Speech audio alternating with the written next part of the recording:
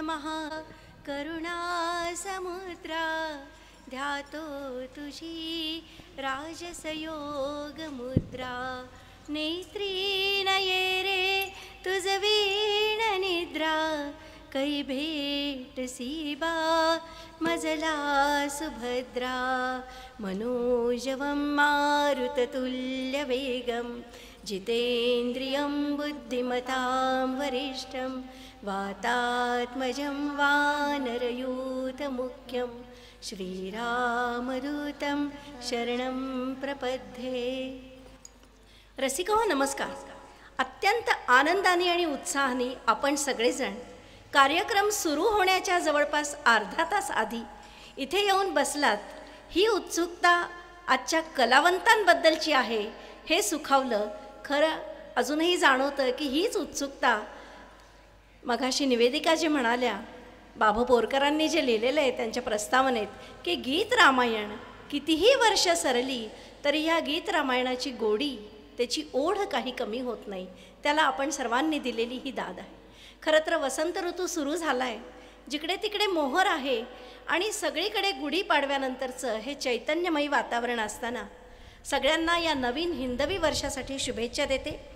भगव्याची तेजस्वी आभा घराघरावर झळकू दे, भगव्याची तेजस्वी आभा घराघरावर झळकू दे, ढोल ताशाचा गजर आसमंतात घुमू दे, ढोल ताशाचा गजर आसमंतात घुमू दे, इंग्रजांच्या 31ला पुन्हा एकदा लाजू दे, इंग्रजांच्या 31ला पुन्हा एकदा लाजू दे आणि हिंदवी नववर्षाचा झेंडा त्रिखंडात गाजू दे, त्रिखंडात गाजू दे, त्रिखंडात गाजू दे।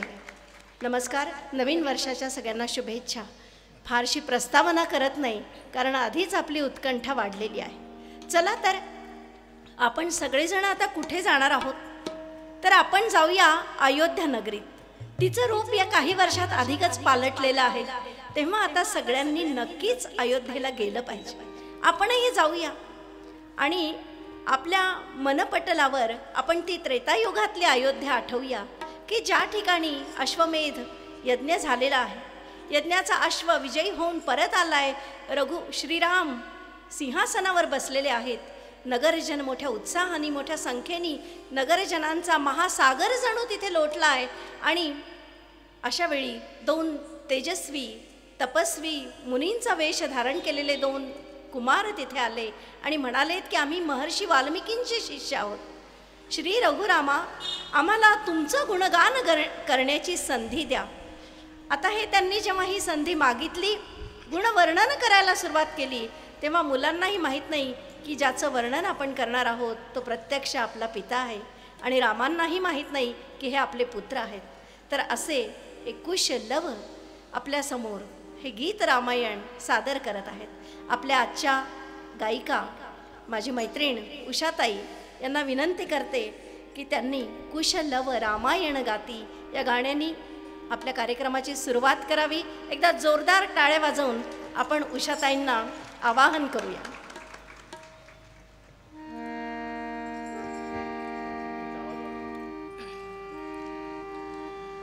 श्री